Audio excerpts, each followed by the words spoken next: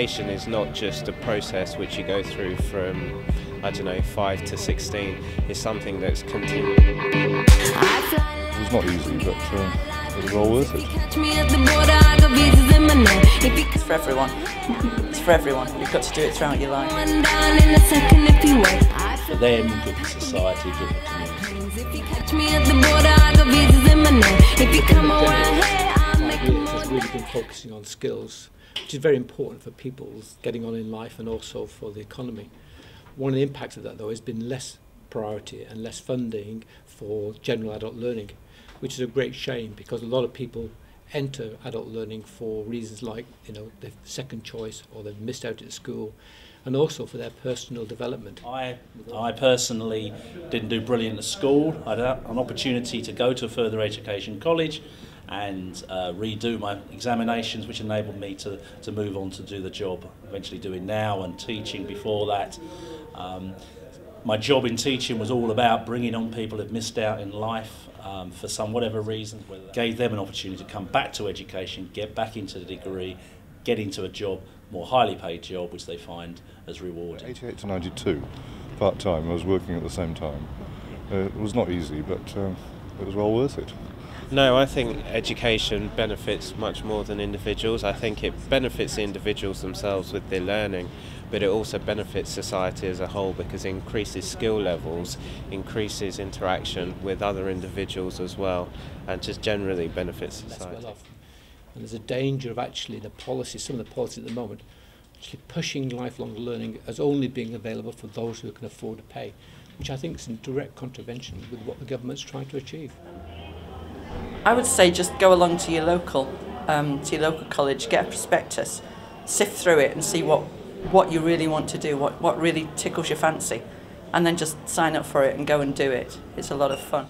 If anyone, whether you're a student, whether you're a parent, whether you work in education, it's really important to come along next week to this lobby of Parliament where we're trying to stress the importance of adult education and access to education to all.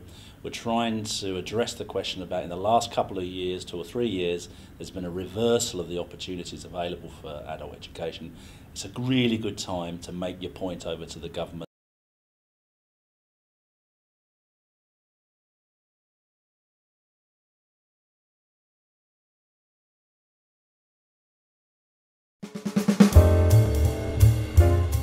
I never think about whatever time I'm facing these days, and I'm feeling just like this is very bad dream in my life.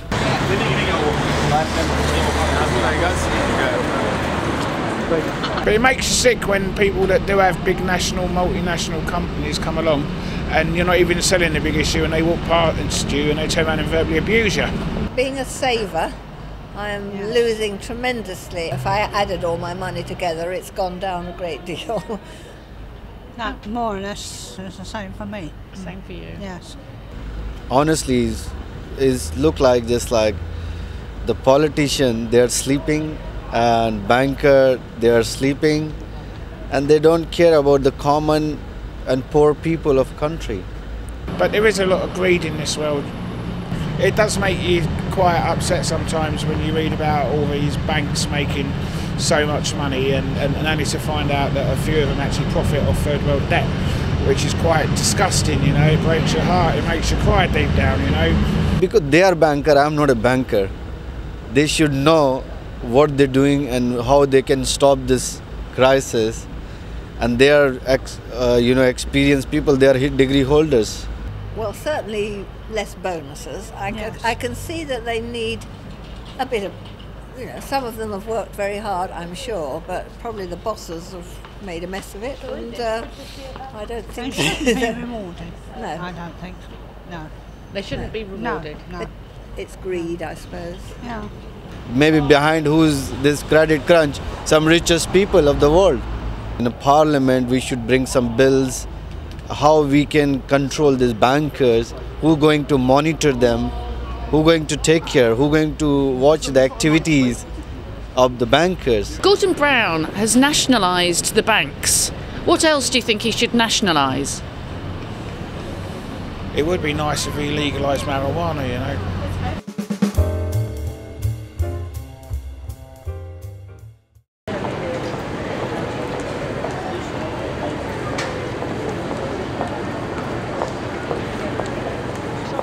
How have you been affected by the credit crunch?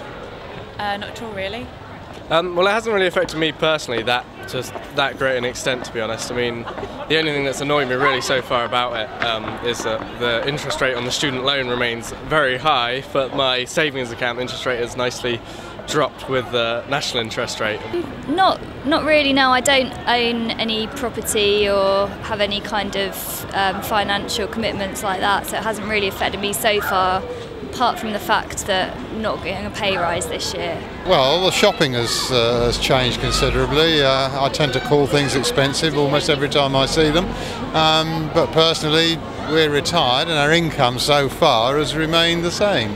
I sold a big issue on Covent Garden, and I've noticed that my sales have gone down quite drastically within the last sort of like 3 to 4 months.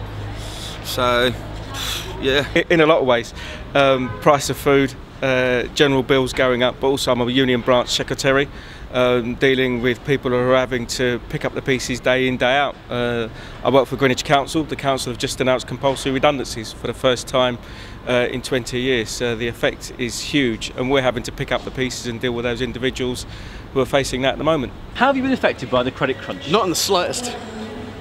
What do you think of the news yesterday that BMW laid off 850 workers with an hour's notice? Did they?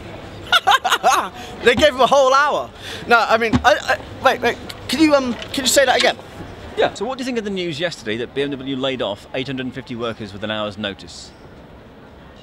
I think that's taken some sort of liberty. I mean, I know that the whole credit crisis crunch thing is like affecting everyone, and it's a big, deep problem.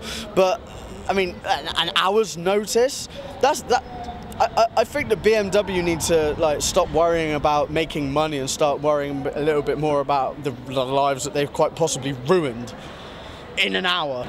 That's pretty poor man management, in my opinion, to be honest. Yeah, I think that's pretty appalling.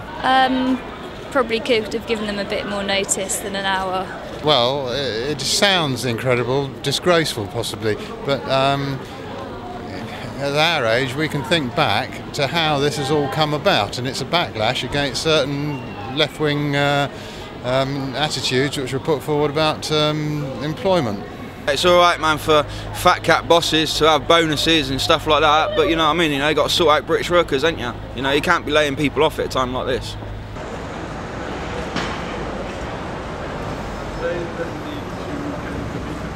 What it does emphasise is the need for us as trade unions to actually do something about it. I think rather than going and trying to argue that we can do the bosses a favour by perhaps working less hours or taking a pay cut is the wrong way to do it, as has been proved. What we need is hard action, just like the refinery workers at Lindsay have shown, and actually start making the demand to open up the books. I believe in trade unions in everywhere. They are always doing very good thing. I believe them everywhere. Even in my country, Ghana, they are doing very well, so I believe them, I support them everywhere. I don't know, to be honest. I suppose just giving them advice, and I expect they're probably really busy dealing with inquiries and stuff, but trying to help people, give them as much information as possible. So if things like, you know, if they do get laid off at an hour's notice, they know where they stand, and if they have any legal position to come back at that or something like that, I suppose. What they're already doing, I think, in making representations to the government about trying to protect jobs, how we can best preserve jobs, how we can look after people, really. But it is a very difficult time.